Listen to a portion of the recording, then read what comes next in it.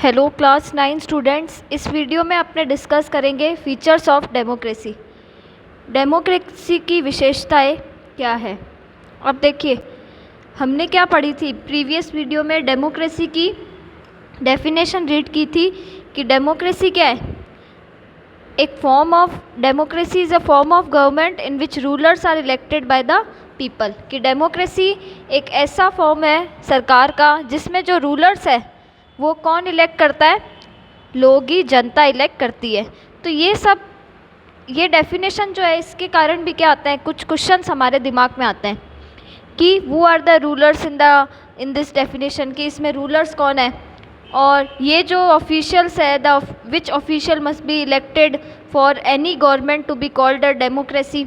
मतलब कौन से जो नेता लोगों को है जो चूज़ किया जाता है किसी भी गवर्नमेंट को डेमोक्रेसी कहलाने के लिए। विच डिसीजन में be taken by non elected officials in a democracy. और जो मतलब बिना किसी इलेक्शंस के गवर्नमेंट में शामिल हुए हैं, सरकार में शामिल हुए हैं, तो उन ऑफिशियल्स के द्वारा कौन से डिसीजन लिए जा सकते हैं। What kind of election constitutes a democratic election. किस टाइप के जो इलेक्शन है, जो चुनाव है, वो एक डेमोक्रेटिक इलेक्शंस कहलाएंगे। और what condition must be fulfilled for an election to be considered democratic. और कौन सी कंडीशंस जो है वो फुलफिल की जानी चाहिए कि किसी भी इलेक्शन को डेमोक्रेटिक प्रूव किया जा सकते। वो आर द पीपल, कौन लोग होते हैं जो इन रूलर्स को इलेक्ट करते हैं और गेट इलेक्टेड एज रूलर। और कौन लोग होते हैं जो रूलर्स इलेक्ट होते हैं। Should this include every citizen on equal basis. क्या जिन लोगों को हमने वोट के लिए रखा है, क्या वो लोग जो है वो इक्वल बेसिस पर इंक्लूड हुए हैं क्या इसमें, ठीक है ना। मतलब सारे सिटीजन लोगों ने क्या वोट दिया है क्या, जो भी नागरिक है। Can a democracy deny some citizens this right. क्या डेमोक्रेसी कुछ सिटीजन्स को इस राइट से, इस अधिकार से मना कर सकती है क्या। Finally, what kind of form of government is democracy. कौन सा गवर्नमेंट का फॉर्म होता है जो डेमोक्रेसी कहलाएगा। फिर देखिए, can elected rulers do what ever want in a democracy. क्या जो रूलर्स इलेक्ट होके आए हैं वो उस देश में कुछ भी कर सकते हैं क्या, ठीक है ना। और must democratic government function with some limits. या कोई डेमोक्रेटिक गवर्नमेंट जो है उसको कुछ लिमिट्स के साथ में भी काम करना पड़ता है क्या। It is necessary for a democracy to respect some rights of the citizen.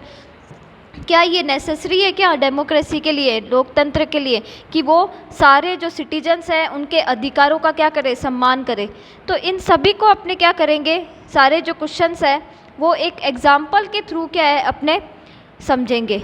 अब देखिए, पहला आता है major decision by elected leaders.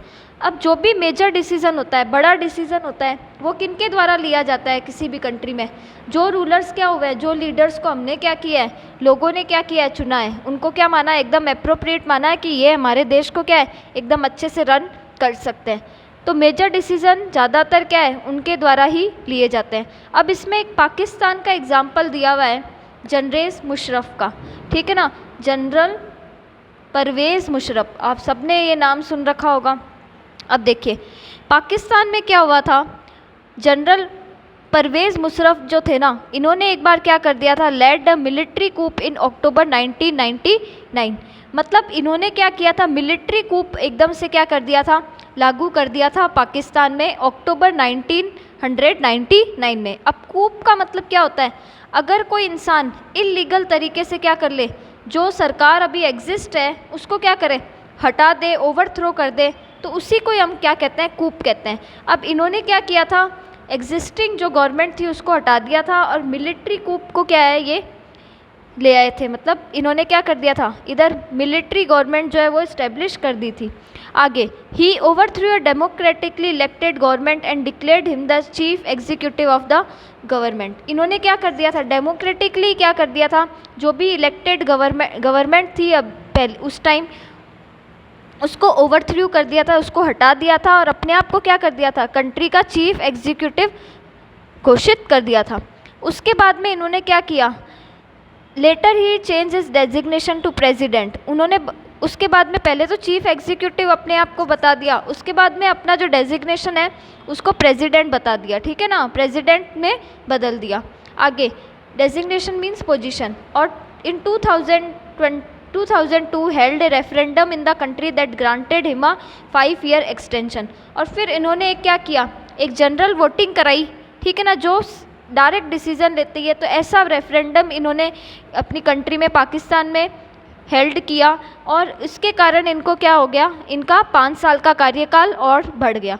Pakistani media जो थी, ह्यूमन राइट ऑर्गेनाइजेशन जो थे और कुछ डेमोक्रेटिक एक्टिविस्ट थे, इन्होंने इस रेफरेंडम को क्या बताया कि ये जो रेफरेंडम है ये किसके ऊपर बेस है, माल प्रैक्टिसेस और फ्रॉड के ऊपर। मतलब ये क्या है, धोखाधड़ी से क्या है, इन्होंने अपना 5 साल का कार्यकाल और बढ़ा लिया। अगस्त 2002 में क्या हुआ, he issued a legal framework order that amended the constitution of Pakistan.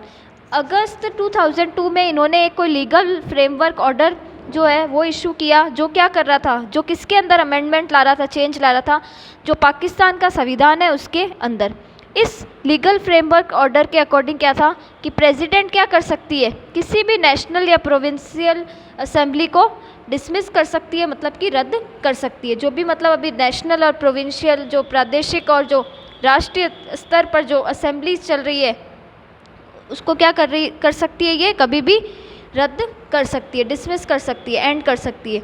The work of the civilian cabinet is supervised by National Security Council which is dominated by military officials।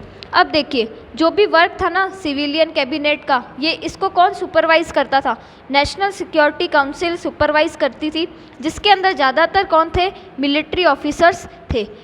अब इस लॉ के पास होने के बाद में इलेक्शंस क्या हुए थे, नेशनल और प्रोविंशियल असेंबली के हुए थे। सो पाकिस्तान ने क्या किया था, so Pakistan has had election, elected representative have some power. तो पाकिस्तान में क्या हुए, इलेक्शंस हुए और जो इलेक्टेड रिप्रेजेंटेटिव्स के पास में इसके कारण क्या आई थी, पावर आनी चाहिए थी। But the final power rest with military officers and general Pervez Musharraf himself.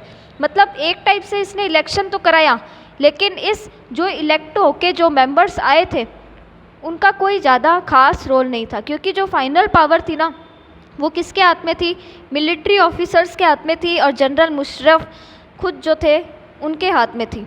Clearly there are many reasons why Pakistan under general Musharraf should not be called democracy.